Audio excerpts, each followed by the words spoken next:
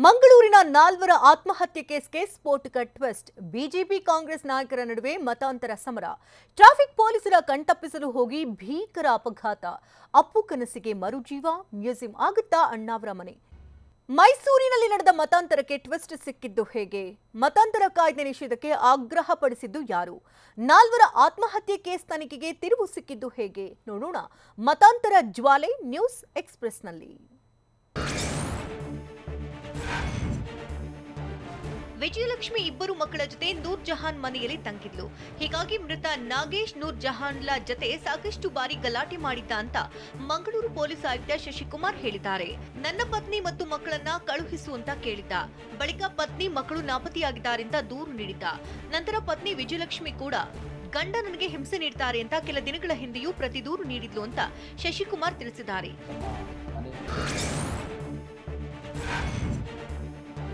ರಾಜ್ಯದಲ್ಲಿ ಮತಾಂತರ ಕಾಯ್ದೆ ಜಾರಿ ಮಾಡುವ ವಿಚಾರಕ್ಕೆ ಸಂಬಂಧಪಟ್ಟಂತೆ ಬಿಜೆಪಿ ವಿರುದ್ಧ ಕೆಪಿಸಿಸಿ ಅಧ್ಯಕ್ಷ ಡಿಕೆಶಿ ವಾಗ್ದಾಳಿ ನಡೆಸಿದ್ದಾರೆ. ಬಿಜೆಪಿಯವರು ಎರಡು ಪ್ಲಾನ್ ಮಾಡಿಕೊಂಡಿದ್ದಾರೆ. ಒಂದು, ಕಾಯ್ದೆಯನ್ನ ಅಧಿಕೃತವಾಗಿ ಜಾರಿ ಮಾಡುವುದು, ಮತ್ತೊಂದು ಖಾಸಗಿಯಾಗಿ ಮಸೂದೆ ಮಂಡನೆ ಮಾಡುವುದು. ಆ ಮೂಲಕ ಮತಾಂತರ ಕಾಯ್ದೆ ಪಾಸ್ ಮಾಡಿಕೊಳ್ಳಲು ಮುಂದಾಗಿದ್ದಾರೆ. ಇದು ರಾಜಕೀಯವಾಗಿ ಪ್ರಭಾವ ಬೀರಲಿದೆ. ಇದು ಬರೀ ರಾಜ್ಯಕ್ಕೆ ಮಾತ್ರ ಸಂಬಂಧಿಸಿದ್ದಲ್ಲ, ಇದು ಅಂತಾರಾಷ್ಟ್ರೀಯ ವಿಷಯ. ಬಿಜೆಪಿಯವರು ಒಂದೊಂದೇ ಸಮಾಜವನ್ನ ಟಾರ್ಗೆಟ್ ಮಾಡ್ತಿದ್ದಾರೆ. ಟಾರ್ಗೆಟ್ ಮಾಡಿ ಹಿಂಸೆ ಕೊಡ್ತಿದ್ದಾರೆ ಅಂತ ಬೆಂಗಳೂರಿನಲ್ಲಿ ಕೆಪಿಸಿಸಿ ಅಧ್ಯಕ್ಷ ಡಿಕೆ ಶಿವಕುಮಾರ್ ಗುಡುಗಿದ್ದಾರೆ.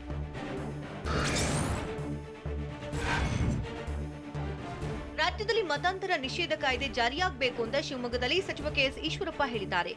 ಮತಾಂತರ ಕುರಿತು ಡಿಕೆಶಿ ಅನಗತ್ಯವಾಗಿ ಹೇಳಿಕೆ ನೀಡಿದ್ದಾರೆ. ಬಲವಂತವಾಗಿ ಆಮಿಷವೊಡ್ಡಿ ಮತಾಂತರ ಮಾಡಲಾಗ್ತಾ ಇದೆ. ಅದನ್ನು ತಡೆಯಲು ಮತಾಂತರ ನಿಷೇಧ ಕಾಯ್ದೆ ಅಗತ್ಯ ಅಂತ ಸಚಿವ ಕೆಎಸ್ ಈಶ್ವರಪ್ಪ ಆಗ್ರಹಿಸಿದ್ದಾರೆ.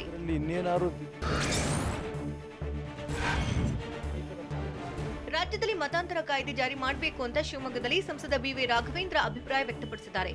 ಮತಾಂತರ ಕಾಯ್ದೆ ಕುರಿತು ಸಿಎಂ ಬಸವರಾಜ ಬೊಮ್ಮಾಯಿ ಸ್ಪಷ್ಟಪಡಿಸಿದ್ದಾರೆ.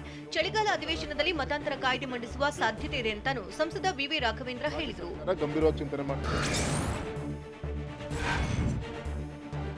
ಮತಾಂತರ ನಿಷೇಧ ಕಾಯ್ದೆ ಜಾರಿಗೆ ಕಾಂಗ್ರೆಸ್ ನಾಯಕರು ವಿರೋಧಿಸ್ತಾ ಇರುವ ಬಗ್ಗೆ ನಾವಿನ್ನೂ ಚರ್ಚೆ ಮಾಡಿಲ್ಲ ಅಂತ ಬಿಜೆಪಿ ಲೀಡರ್ಸ್ ಕೆಎಸ್ ರವಿಕುಮಾರ್ ಹೇಳಿದ್ದಾರೆ. ಬೆಂಗಳೂರಿನಲ್ಲಿ ಮಾತನಾಡಿದ ರವಿಕುಮಾರ್, ಆಮಿಷದ ಮೂಲಕ ಮತಾಂತರ ಮಾಡಬಾರದು, ಮಾಡಿದ್ದೇ ಆದರೆ ಸರ್ಕಾರ ಕ್ರಮ ಕೈಗೊಳ್ಳುತ್ತೆ. ಈ ಬಗ್ಗೆ ಗೃಹ ಮಂತ್ರಿಗಳು ಹಿಂದಿನ ಅಧಿವೇಶನದಲ್ಲಿ ಉತ್ತರ ನೀಡಿದ್ದಾರೆ. ಕಾಯ್ದೆ ಬಗ್ಗೆ ಸಿಎಂ ಗೃಹ ಮಂತ್ರಿಗಳು ಚರ್ಚೆ ಮಾಡಿ ತೀರ್ಮಾನಿಸುತ್ತಾರೆ ಅಂತ ರವಿಕುಮಾರ್ ಹೇಳಿದರು.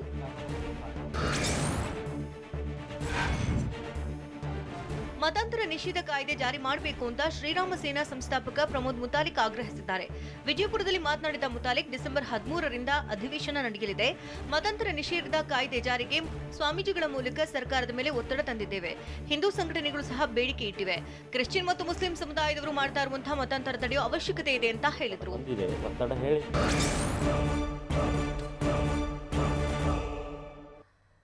ಬಿಎಸ್ವೈ ಹೇಳಿಕೆಗೆ ಡಿಕೆ ಶಿವಕುಮಾರ್ ವ್ಯಂಗ್ಯವಾಡಿದ್ಯಾಕೆ? ಸಿಲಿಕಾನ್ ಸಿಟಿಯಲ್ಲಿ ಪುಡಿ ರೌಡಿಗಳು ಅಟ್ಟಹಾಸ ಮೆರೆದಿದ್ದು ಹೇಗೆ? ಸೆಕ್ಯೂರಿಟಿ ಗಾರ್ಡ್ ಮೇಲೆ ಹಾಕಿ ಸ್ಟಿಕ್ನಿಂದ ಹಲ್ಲೆ ಮಾಡಿದ್ಯಾರು? ನೋಡೋಣ ಬೆಂಗಳೂರು ನ್ಯೂಸ್ ಎಕ್ಸ್‌ಪ್ರೆಸ್‌ನಲ್ಲಿ. ವಿಧಾನ ಪರಿಷತ್ ಚುನಾವಣೆ ಸಂಬಂಧ ಮಾಜಿ ಮುಖ್ಯಮಂತ್ರಿ ಬಿಎಸ್ ಯಡಿಯೂರಪ್ಪ ಹೇಳಿಕೆಗೆ ಕೆಪಿಸಿಸಿ ಅಧ್ಯಕ್ಷ ಡಿಕೆ ಶಿವಕುಮಾರ್ ವ್ಯಂಗ್ಯವಾಡಿದ್ದಾರೆ. ಪರಿಷತ್ ಚುನಾವಣೆಯಲ್ಲಿ 15 ಸ್ಥಾನ ಗೆಲ್ಲುವುದಾಗಿ ಬಿಎಸ್ವೈ ಹೇಳಿದ್ರು. ಈ ಬಗ್ಗೆ ಪ್ರತಿಕ್ರಿಯಿಸಿದ ಡಿಕೆಶಿ, ಅವರಿಗೆ ಎಷ್ಟು ಸ್ಥಾನ ಬೇಕೋ ಅಷ್ಟು ಸ್ಥಾನ ಇಟ್ಟುಕೊಳ್ಳಿ, ಉಳಿದ ಸ್ಥಾನಗಳನ್ನ ನಮಗೆ ಬಿಡ್ಲಿ, ಅದೇ ಪಂಚಾಮೃತ ಅಂತ ಭಾವಿಸ್ತೇವೆ ಎಂದು ಡಿಕೆ ಶಿವಕುಮಾರ್ ಹೇಳಿದ್ರು.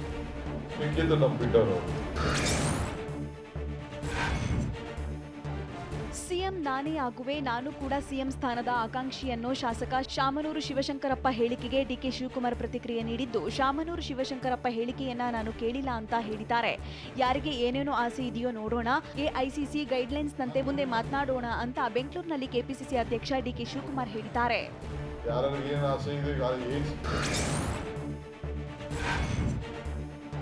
ಬಿಟ್ಕಾಯಿನ್ ಸೇರಿ ಎಲ್ಲ ವಿಚಾರಗಳ ಬಗ್ಗೆ ಅಧಿವೇಶನದಲ್ಲಿ ಉತ್ತರಿಸಲು ಸರ್ಕಾರ ತಯಾರಿದೆ ಅಂತ ಬಿಜೆಪಿ ರಾಜ್ಯ ಪ್ರಧಾನ ಕಾರ್ಯದರ್ಶಿ ಎನ್ ರವಿಕುಮಾರ್ ಹೇಳಿದ್ದಾರೆ. ಪ್ರತಿ ವರ್ಷದಂತೆ ಯಶಸ್ವಿಯಾಗಿ ಅಧಿವೇಶನ ನಡೆಸುತ್ತೇವೆ. ಬಿಟ್ಕಾಯಿನ್ ಆರೋಪ ಮಾಡುವವರು ಕಾಯಿನ್ ಇದ್ರೆ ತೆಗೆದುಕೊಂಡು ಬರಲಿ, ಅವರು ಕಣ್ಣಿಗೆ ಕಾಣದ ಬಾಣ ಬಿಡ್ತಿದ್ದಾರೆ, ಹಾಗಾಗಿ ಜನ ಇದನ್ನು ನಂಬುವುದಿಲ್ಲ ಅಂತ ರವಿಕುಮಾರ್ ಹೇಳಿದ್ದಾರೆ.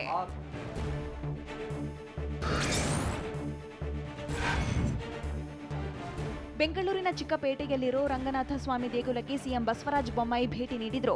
ಮಾಜಿ ಸಿಎಂ ಬಿಎಸ್ವೈ ಜೊತೆ ದೇವಾಲಯಕ್ಕೆ ಭೇಟಿ ಕೊಟ್ಟು ದೇವರ ದರ್ಶನ ಪಡೆದ್ರು. ಚೋಳರ ಕಾಲದಲ್ಲಿ ತಲೆ ಎತ್ತಿದ ದೇಗುಲಕ್ಕೆ 1200 ವರ್ಷದ ಇತಿಹಾಸವಿದ್ದು ಬಂಡೆಗಳಲ್ಲಿ ನಿರ್ಮಾಣ ಮಾಡಲಾಗಿದೆ. ಸದ್ಯ 2 ಕೋಟಿ ರೂಪಾಯಿ ವೆಚ್ಚದಲ್ಲಿ ದೇಗುಲದ ನವೀಕರಣ ನಡೆದಿದೆ. ಹೀಗಾಗಿ ದೇವಸ್ಥಾನಕ್ಕೆ ಭೇಟಿ ಕೊಟ್ಟು ಒಂದೇ ಕಾರಿನಲ್ಲಿ ಮಾಜಿ ಸಿಎಂ ಬಿಎಸ್ವೈ ಜೊತೆ ತೆರಳಿದ್ರು.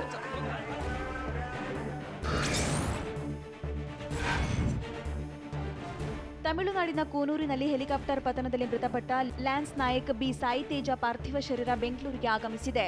ಐಎಎಫ್ನ ವಿಶೇಷ ವಿಮಾನದಲ್ಲಿ ದೆಹಲಿಯಿಂದ ಪಾರ್ಥಿವ ಶರೀರ ತಂದಿದ್ದು ಯಲಹಂಕ ವಾಯುಸೇನಾ ಅಧಿಕಾರಿಗಳು ಶ್ರದ್ಧಾಂಜಲಿ ಸಲ್ಲಿಸಿದ್ರು.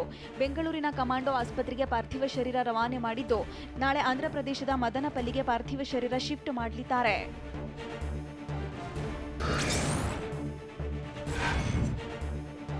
ಬೆಂಗಳೂರಿನಲ್ಲಿ ರಾತ್ರಿ ಪುಡಿ ರೌಡಿಗಳ ಅಟ್ಟಹಾಸ ನಡೆದಿದೆ. ಕಾಮಾಕ್ಷಿಪಾಳ್ಯ ಪೊಲೀಸ್ ಠಾಣಾ ವ್ಯಾಪ್ತಿಯಲ್ಲಿ ಮನೆ ಬಳಿ ರಸ್ತೆ ಬದಿ ನಿಲ್ಲಿಸಿದ ಕಾರು ವಾಹನಗಳ ಗಾಜು ಒಡೆದು ವಿಕೃತಿ ತೋರಿದ್ದಾರೆ.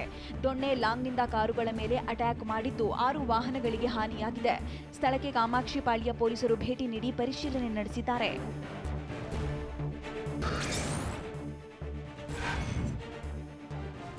ಬೆಂಗಳೂರಿನ ಮಲ್ಲೇಶ್ವರದ ಮಂತ್ರಿ ಮಾಲ್ ಬಾಗಿಲು ತೆರೆದಿದೆ. ತೆರಿಗೆ ಹಣ ಬಾಕಿ ಉಳಿಸಿಕೊಂಡಿದ್ದ ಕಾರಣಕ್ಕೆ ಬಿಬಿಎಂಪಿ ಮಂತ್ರಿ ಮಾಲ್ಗೆ ಬೀಗ ಹಾಕಿತ್ತು. ನಿನ್ನೆ 4 ಕೋಟಿ ಸೆಕ್ಯೂರಿಟಿ ಡೆಪಾಸಿಟ್ ನೀಡಿದ್ರಿಂದ ಮಾಲ್ ಓಪನ್ ಮಾಡಲು ಬಿಬಿಎಂಪಿ ಅವಕಾಶ ನೀಡಿದೆ. ಸೋಮವಾರದವರೆಗೆ ಸೆಕ್ಯೂರಿಟಿ ಡೆಪಾಸಿಟ್ ಇರಿಸಿಕೊಳ್ಳಲಿರುವ ಬಿಬಿಎಂಪಿ ಹೈಕೋರ್ಟ್ ಆದೇಶದಂತೆ 2 ಕೋಟಿ ತೆರಿಗೆ ಹಣ ಪಾವತಿಸಿದ ಬಳಿಕ ಚೆಕ್ ವಾಪಸ್ ನೀಡಲಿದೆ. ಸೋಮವಾರದೊಳಗೆ ತೆರಿಗೆ ಪಾವತಿಸದಿದ್ರೆ ಮತ್ತೆ ಬೀಗ ಬೀಳೋ ಸಾಧ್ಯತೆ ಇದೆ.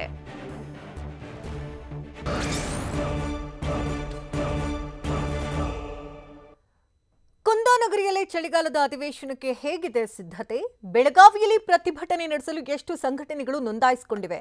ನೆಚ್ಚಿನ ಟೀಚರ್ಗೆ ವಿದ್ಯಾರ್ಥಿಗಳು ಕಣ್ಣೀರ ಬೀಳ್ಕೊಡುಗೆ ನೀಡಿದ ಹೇಗೆ? ಇದೆಲ್ಲವನ್ನ ನೋಡೋಣ ಕರ್ನಾಟಕ ನ್ಯೂಸ್ ಎಕ್ಸ್‌ಪ್ರೆಸ್‌ನಲ್ಲಿ.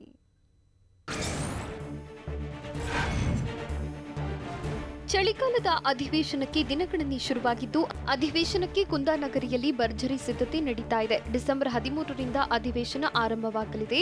ಹೀಗಾಗಿ ಬೆಳಗಾವಿ ಜಿಲ್ಲಾಡಳಿತ ಪೊಲೀಸ್ ಇಲಾಖೆ ತಯಾರಿ ನಡೆಸುತ್ತಿದೆ. ಶಾಸಕರು, ಸಚಿವರು, ಅಧಿಕಾರಿಗಳ ವಾಸ್ತವ್ಯಕ್ಕೆ ಸಿದ್ಧತೆ ಮಾಡಿದ್ದು ಲಾಡ್ಜ್, ರೆಸಾರ್ಟ್, ಹೋಟೆಲ್ಗಳಲ್ಲಿ ರೂಮ್ ಬುಕಿಂಗ್ ಮಾಡಿದ್ದಾರೆ. ನ್ಯೂ ಸರ್ಕ್ಯೂಟ್ ಹೌಸ್ನಲ್ಲಿ ಸಿಎಂ ಬೊಮ್ಮಾಯಿ ವಾಸ್ತವ್ಯ ಹೂಡಲಿದ್ದಾರೆ.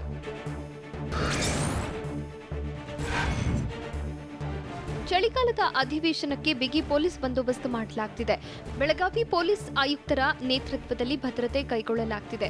15 SP, 35 DYSP, 100 CPI, 220 PSI, 1800 police ಪೇದೆ ಸೇರಿದಂತೆ 4000ಕ್ಕೂ ಹೆಚ್ಚು ಪೊಲೀಸರ ನಿಯೋಜನೆ ಮಾಡಲಾಗುತ್ತಿದೆ. ಪೊಲೀಸರಿಗೆ 3 ಜರ್ಮನ್ ಮಾದರಿಯ ಟೆಂಟ್ ನಿರ್ಮಾಣ ಮಾಡಿದ್ದು ಒಂದು ಟೆಂಟ್ನಲ್ಲಿ 500 ಪೊಲೀಸರು ಮಲಗಲು ವ್ಯವಸ್ಥೆ ಇದೆ. 8 ಸಿಬ್ಬಂದಿಗೆ 1 ಶೌಚಾಲಯ, 1 ಸ್ನಾನಗೃಹವಿದೆ.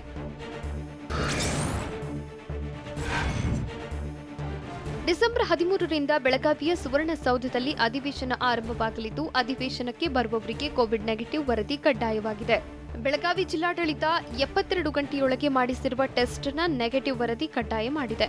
2 ಡೋಸ್ ಲಸಿಕೆ ನೆಗೆಟಿವ್ ವರದಿ ಇದ್ರೆ ಪ್ರವೇಶಕ್ಕೆ ಅವಕಾಶ ಸಿಗಲಿದೆ.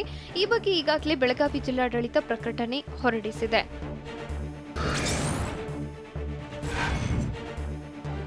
ಸುವರ್ಣಸೌಧದಲ್ಲಿ ನಡೆಯಲಿರುವ ಅಧಿವೇಶನಕ್ಕೆ ಪ್ರತಿಭಟನೆಯ ಬಿಸಿ ತಟ್ಟಲಿದೆ. ಡಿಸೆಂಬರ್ 13ರಿಂದ ಬೆಳಗಾವಿಯಲ್ಲಿ ಅಧಿವೇಶನ ಆರಂಭವಾಗಲಿದ್ದು ಪ್ರತಿಭಟನೆ ನಡೆಸಲು 50ಕ್ಕೂ ಹೆಚ್ಚು ಸಂಘಟನೆಗಳು ನೋಂದಣಿ ಮಾಡಿಸಿವೆ. ಬೆಳಗಾವಿ ನಗರ ಪೊಲೀಸ್ ಆಯುಕ್ತರ ಬಳಿ ಹೆಸರು ನೋಂದಣಿ ಮಾಡಿಸಿದ್ದು ಸುವರ್ಣಸೌಧದ 2 ಕಿಲೋಮೀಟರ್ ದೂರದಲ್ಲಿ ಧರಣಿಗೆ ಸ್ಥಳ ನಿಗದಿ ಮಾಡಲಾಗಿದೆ.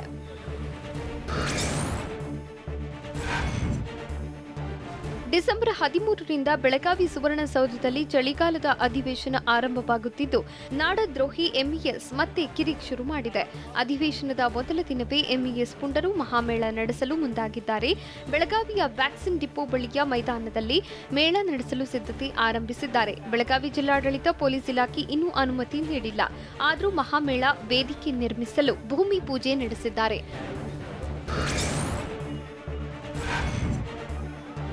ಬಾಗಲಕೋಟೆ ವೈದ್ಯಕೀಯ ಕಾಲೇಜು ಸ್ಥಾಪನೆ ವಿಳಂಬ ಖಂಡಿಸಿ ಕರವೇ ಕಾರ್ಯಕರ್ತರು ಬೂಟ್ ಪಾಲಿಶ್ ಪ್ರತಿಭಟನೆ ನಡೆಸಿದ್ದಾರೆ. ಕರವೇ ರಾಜ್ಯ ಮಹಿಳಾ ಉಪಾಧ್ಯಕ್ಷೆ ಅಶ್ವಿನಿ ಗೌಡ, ಜಿಲ್ಲಾಧ್ಯಕ್ಷ ರಮೇಶ್ ಬನ್ನೂರು ನೇತೃತ್ವದಲ್ಲಿ ಬಾಗಲಕೋಟೆಯ ರೈಲ್ವೆ ನಿಲ್ದಾಣದಿಂದ ಪಾದರಕ್ಷೆ ಪಾಲಿಶ್ ಪ್ರತಿಭಟನೆ ನಡೆಸಿದ್ರು. ಪಾದಾಚಾರಿಗಳು, ಅಂಗಡಿ ಮಾಲೀಕರು, ವ್ಯಾಪಾರಸ್ಥರ ಪಾದರಕ್ಷೆ ಪಾಲಿಶ್ ಮಾಡಿದ್ರು.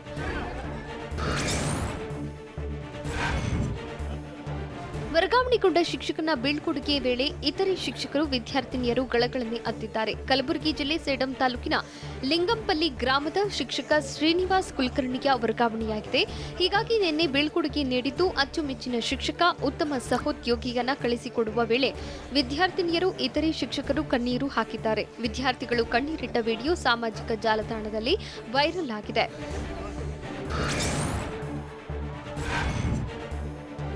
ಕೊಪ್ಪಳದಲ್ಲಿಯೂ ನೆಚ್ಚಿನ ಶಿಕ್ಷಕನ ವರ್ಗಾವಣೆ ವೇಳೆ ವಿದ್ಯಾರ್ಥಿಗಳು ಕಣ್ಣೀರು ಹಾಕಿದ್ದಾರೆ. ಕೊಪ್ಪಳ ಜಿಲ್ಲೆ ಕನಕಗಿರಿ ತಾಲೂಕು ಹಿರೇಖೇಡ ಗ್ರಾಮ ಸರ್ಕಾರಿ ಪ್ರೌಢಶಾಲೆಯಲ್ಲಿ ಹಿಂದಿ ಶಿಕ್ಷಕರಾಗಿದ್ದ ಈಶ್ವರಪ್ಪರನ್ನ ಗಂಗಾವತಿ ತಾಲೂಕು ಚಳ್ಳೂರು ಗ್ರಾಮಕ್ಕೆ ವರ್ಗಾವಣೆ ಮಾಡಲಾಗಿದೆ. 13 ವರ್ಷದಿಂದ ಹಿರೇಖೇಡ ಗ್ರಾಮದಲ್ಲಿ ಕೆಲಸ ನಿರ್ವಹಿಸ್ತಾ ಇದ್ದ ಈಶ್ವರಪ್ಪ ವಿದ್ಯಾರ್ಥಿಗಳ ಪಾಲಿನ ಅಚ್ಚುಮೆಚ್ಚಿನ ಶಿಕ್ಷಕರಾಗಿದ್ದು, ಶಾಲೆ ಬಿಟ್ಟು ಹೋಗಬೇಡಿ ಅಂತ ವಿದ್ಯಾರ್ಥಿಗಳು ಕಣ್ಣೀರು ಹಾಕಿದ್ದಾರೆ.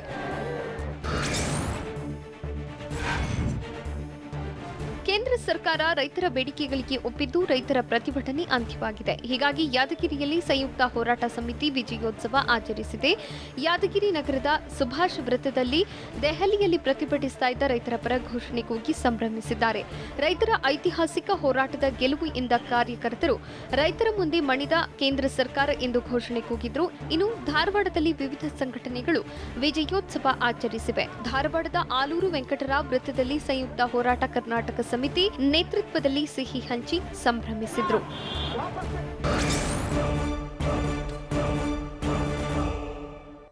ತವರಿನಲ್ಲಿ ವಿಪಕ್ಷ ನಾಯಕ ಸಿದ್ದರಾಮಯ್ಯಗೆ ಸಿಕ್ಕಂತಹ ಅದ್ಧೂರಿಯಾದಂತಹ ಸ್ವಾಗತ ಹೇಗಿತ್ತು? ಬೆಂಗಳೂರಿನಲ್ಲಿ ಯುವಕನ ಬ್ರೈನ್ ಡೆಡ್ ಆಗುವ ರೀತಿ ಅಪಘಾತ ಸಂಭವಿಸಿದ್ದಾದ್ರೂ ಹೇಗೆ? ಶಿಕ್ಷಕನ ಮೇಲೆ ಹಲ್ಲೆ ಮಾಡಿದಂತಹ ಪುಂಡ ವಿದ್ಯಾರ್ಥಿ ಕ್ಷಮೆ ಕೇಳಿದ್ದು ಹೇಗೆ? ನೋಡೋಣ ಸಮಗ್ರ ನ್ಯೂಸ್ ಎಕ್ಸ್‌ಪ್ರೆಸ್‌ನಲ್ಲಿ. ಮೈಸೂರಿನಲ್ಲಿ ವಿಪಕ್ಷ ನಾಯಕ ಸಿದ್ದರಾಮಯ್ಯಗೆ ಅದ್ಧೂರಿ ಸ್ವಾಗತ ಕೋರಲಾಗಿದೆ. ಕಾಂಗ್ರೆಸ್ ಸದಸ್ಯತ್ವ ಅಭಿಯಾನ ಕಾರ್ಯಕ್ರಮಕ್ಕೆ ಆಗಮಿಸಿದ ಸಿದ್ದರಾಮಯ್ಯರನ್ನ ಎತ್ತಿನ ಗಾಡಿಯಲ್ಲಿ ಮೆರವಣಿಗೆ ಮಾಡಲಾಯಿತು. ಸಿದ್ದರಾಮನ ಹುಂಡಿ ಗ್ರಾಮದ ಹೆಬ್ಬಾಗಿಲಿನಿಂದ ಜೋಡಿ ಎತ್ತಿನ ಗಾಡಿಯಲ್ಲಿ ಸುಮಾರು ಅರ್ಧ ಕಿಲೋಮೀಟರ್ ವರೆಗೆ ಸಾಗಿದಂತಹ ಮೆರವಣಿಗೆಯಲ್ಲಿ ಶಾಸಕ doctor Yathindra, doctor B G Vijayakumar ಸೇರಿದಂತೆ ಹಲವರು ಸಿದ್ದರಾಮಯ್ಯಗೆ ಸಾಥ್ ಕೊಟ್ಟರು. ಬಳಿಕ ಮಾತನಾಡಿದಂತಹ ಸಿದ್ದರಾಮಯ್ಯ ಬಿಜೆಪಿ ಜೆಡಿಎಸ್ ವಿರುದ್ಧ ವಾಗ್ದಾಳಿ ನಡೆಸಿದರು.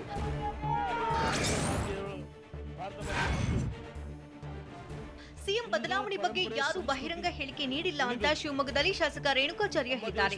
ಸಿಎಂ ಬದಲಾವಣೆ ಮಾಡುವ ವಿಚಾರ ವರಿಷ್ಠರಿಗೆ ಬಿಟ್ಟಿದ್ದು, ಸಿಎಂ ಬದಲಾವಣೆ ಹೇಳಿಕೆ ಬಗ್ಗೆ ಸಚಿವ ಕೆಎಸ್ ಈಶ್ವರಪ್ಪ ಸ್ಪಷ್ಟೀಕರಣ ನೀಡಿದ್ದಾರೆ. ರಾಜ್ಯದಲ್ಲಿ ಸಚಿವ ಸಂಪುಟ ವಿಸ್ತರಣೆ ಮಾಡುವ ಅಗತ್ಯವಿದೆ. ಸಂಪುಟದಲ್ಲಿ ಹೊಸ ಮುಖಗಳಿಗೆ ಅವಕಾಶ ನೀಡಬೇಕು ಅಂತಾನೂ ಶಾಸಕ ಎಂಪಿ ರೇಣುಕಾಚಾರ್ಯ ತಿಳಿಸಿದ್ದಾರೆ.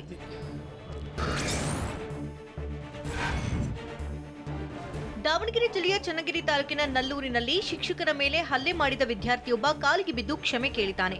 ಗ್ರಾಮಸ್ಥರು ವಿದ್ಯಾರ್ಥಿಯನ್ನ ಪತ್ತೆ ಹಚ್ಚಿ ಇಂದು ಶಾಲೆಗೆ ಕರೆತಂದರು. ಬಳಿಕ ವಿದ್ಯಾರ್ಥಿಗೆ ಬುದ್ಧಿ ಹೇಳಿ ತನ್ನ ನಡತೆ ಸರಿಪಡಿಸಿಕೊಳ್ಳುವಂತೆ ಜೋರು ಮಾಡಿದ್ರು. ಈ ವೇಳೆ ಶಿಕ್ಷಕ ಪ್ರಕಾಶ್ ಪುತ್ರ ಹಾಜರಿ ಹಲ್ಲೆ ಮಾಡುವುದಕ್ಕೆ ಮುಂದಾಗಿದ್ದ ವಿದ್ಯಾರ್ಥಿ ವಿರುದ್ಧ ಆಕ್ರೋಶ ವ್ಯಕ್ತಪಡಿಸಿದ್ರು. ನಿನ್ನೆ ಪಾಠ ಮಾಡುವಾಗ ಶಿಕ್ಷಕ ಪ್ರಕಾಶ್ಗೆ 3 ವಿದ್ಯಾರ್ಥಿಗಳು ಹೊಡೆಯಲು ಮುಂದಾಗಿದ್ರು. ಮತ್ತೊಬ್ಬ ವಿದ್ಯಾರ್ಥಿ ವಿಡಿಯೋ ಮಾಡಿದ್ದ.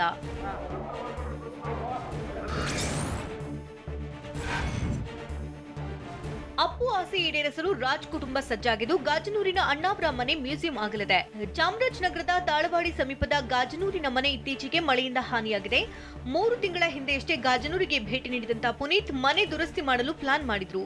ಆದ್ರೆ ಅಪ್ಪು ಅಗಲಿಕೆಯಿಂದ ಕನಸಾಗಿಯೇ ಕೆಲಸ ಉಳಿದಿತ್ತು. ಹೀಗಾಗಿ ಅಪ್ಪು ಆಸೆ ಈಡೇರಿಸಲು ರಾಜ್ ಕುಟುಂಬ ಪ್ಲಾನ್ ಮಾಡಿದೆ.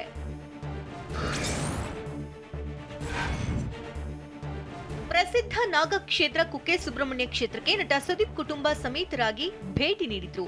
ಸುಬ್ರಹ್ಮಣ್ಯ ದೇವರ ದರ್ಶನ ಪಡೆದಂತಹ ಸುದೀಪ್ ಮಠದಲ್ಲಿ ಆಶ್ಲೇಷ ಬಲಿ ಪೂಜೆ ಹಾಗೂ ನಾಗಪ್ರತಿಷ್ಠೆ ಸೇವೆ ಸಲ್ಲಿಸಿದ್ರು. ಪತ್ನಿ ಮಗಳ ಜೊತೆ ವಿದ್ಯಾಪ್ರಸನ್ನ ತೀರ್ಥ ಶ್ರೀಗಳ ಭೇಟಿ ಮಾಡಿ ಆಶೀರ್ವಾದ ಪಡೆದರು. ಕಳೆದ 2 ವಾರಗಳಲ್ಲಿ ಕೋವಿಡ್ ಪಾಸಿಟಿವಿಟಿ ದರ ಹೆಚ್ಚಾಗಿದ್ದು ಆತಂಕಕ್ಕೆ ಕಾರಣವಾಗಿದೆ. ಹೀಗಾಗಿ ಎಲ್ಲ ರಾಜ್ಯಗಳಿಗೆ ಕೇಂದ್ರ ಆರೋಗ್ಯ ಕಾರ್ಯದರ್ಶಿ ರಾಜೇಶ್ ಭೂಷಣ್ ಪತ್ರ ಬರೆದಿದ್ದಾರೆ. ಕೋವಿಡ್ ಕ್ಲಸ್ಟರ್ಗಳ ಪ್ರದೇಶಗಳಲ್ಲಿನ ಕಾರ್ಯತಂತ್ರಗಳು, ನೈಟ್ ಕರ್ಫ್ಯೂ, ಜನಜಂಗುಳಿ ನಿರ್ಬಂಧಿಸುವುದು, ಸಭೆ ಅಂತ್ಯಕ್ರಿಯೆ, ಮದುವೆಗಳಲ್ಲಿ ನಿರ್ಬಂಧಕ್ಕೆ ಸೂಚನೆ ನೀಡಿದ್ದಾರೆ.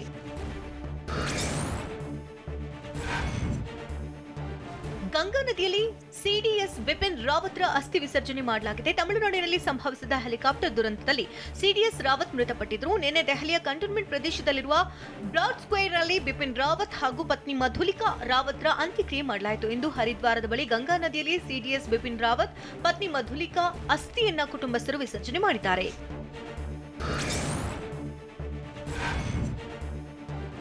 Shahid Bhagat Singh Indo Nepal international athlete ಗೇಮ್ಸ್ನಲ್ಲಿ ಬೆಂಗಳೂರಿನ ಸ್ಪರ್ಧಾಳುಗಳು ಚಿನ್ನದ ಪದಕಗಳನ್ನು ಗೆದ್ದಿದ್ದಾರೆ. ಎಲ್ಲ ವಯೋಮಾನದ 100, 200, 300 ಮತ್ತು 400 ಮೀಟರ್ ರನ್ನಿಂಗ್ ರೇಸ್ನಲ್ಲಿ ಒಟ್ಟು 10 ಜನರಿಗೆ ಪದಕ ಬಂದಿದೆ.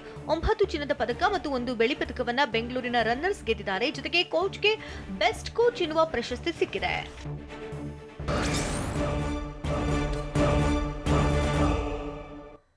ವಿದೇಶದಿಂದ ಬೆಂಗಳೂರಿಗೆ ಬಂದ ಎಷ್ಟು ಜನರಿಗೆ ಕೊರೋನಾ ದೃಢಪಟ್ಟಿದೆ? ಸಿಲಿಕಾನ್ ಸಿಟಿಗೆ ವಿದೇಶದಿಂದ ಬರುವ ಸೋಂಕಿತರ ಐಸೋಲೇಷನ್ಗೆ ಯಾವ್ಯಾವ ಖಾಸಗಿ ಆಸ್ಪತ್ರೆಗಳನ್ನು ನಿಗದಿ ಮಾಡಲಾಗಿದೆ? ಗಣಿನಾಡಿನಲ್ಲಿ ವೈದ್ಯರು ಆಸ್ಪತ್ರೆ ಸಿಬ್ಬಂದಿಗೆ ಕೋವಿಡ್ ಭೀತಿ ಕಾಡ್ತಾ ಇರೋದು ಯಾಕೆ? ನೋಡೋಣ ಕೊರೋನಾ ಟೆನ್ಷನ್ ನ್ಯೂಸ್ ಎಕ್ಸ್‌ಪ್ರೆಸ್‌ನಲ್ಲಿ.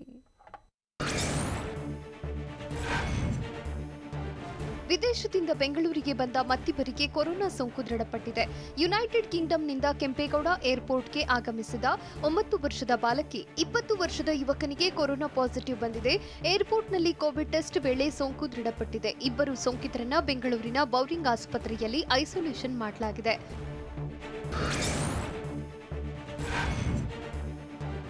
ಒಮಿಕ್ರಾನ್ ಸೋಂಕಿತ ಬಹುತೇಕ ಗುಣಮುಖರಾಗಿದ್ದು ಶೀಘ್ರವೇ ಡಿಸ್ಚಾರ್ಜ್ ಮಾಡುವ ಸಾಧ್ಯತೆ ಇದೆ. 46 ವರ್ಷದ ವೈದ್ಯನಿಗೆ ಸರ್ಕಾರದ ಮಾರ್ಗಸೂಚಿ ಪ್ರಕಾರ 2 ಬಾರಿ ಕೋವಿಡ್ ಟೆಸ್ಟ್ ಮಾಡುತ್ತಿದ್ದಾರೆ. ಕೋವಿಡ್ ಟೆಸ್ಟ್ನಲ್ಲಿ ನೆಗೆಟಿವ್ ಬಂದರೆ ಡಿಸ್ಚಾರ್ಜ್ ಮಾಡಲಿದ್ದಾರೆ. ಇನ್ನು ವೈದ್ಯನ ಪತ್ನಿಯದ್ದು ಕೂಡ ನಾಳೆ ಡಿಸ್ಚಾರ್ಜ್ ಮಾಡುವ ಸಾಧ್ಯತೆ ಇದೆ.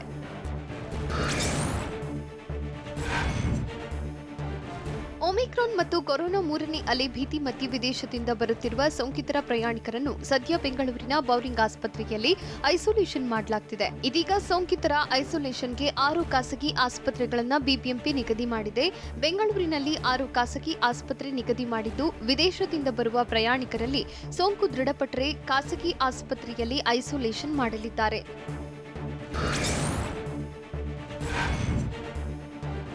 ಬೆಂಗಳೂರಿನಲ್ಲಿ ಕೊರೋನಾ 3ನೇ ಅಲೆ ಮತ್ತು ಒಮಿಕ್ರಾನ್ ಆತಂಕ ಹೆಚ್ಚಾಗ್ತಿದೆ. ಹೀಗಾಗಿ ಬಿಬಿಎಂಪಿ ಹೈ ಅಲರ್ಟ್ ಆಗಿದ್ದು, ಕೋವಿಡ್ ಪರೀಕ್ಷೆ 50,000ಕ್ಕೆ ಹೆಚ್ಚಿಸಿದೆ. 8 ವಲಯಗಳಲ್ಲಿ ಟೆಸ್ಟಿಂಗ್ ಹೆಚ್ಚಿಸಿದ್ದು, ರೋಗ ಲಕ್ಷಣ ಇದ್ದವರ ಮೇಲೆ ಆರೋಗ್ಯ ಅಧಿಕಾರಿಗಳು ಹೆಚ್ಚಿನ ನಿಗಾ ವಹಿಸುತ್ತಿದ್ದಾರೆ. ಇನ್ನು ಅಂತಾರಾಷ್ಟ್ರೀಯ ಪ್ರಯಾಣಿಕರಿಗೆ ಟಿಕೆಟ್ ಪಡೆಯಲು ಆರ್ಟಿಪಿಸಿಆರ್ ನೆಗೆಟಿವ್ ವರದಿ ಕಡ್ಡಾಯವಾಗಿದೆ.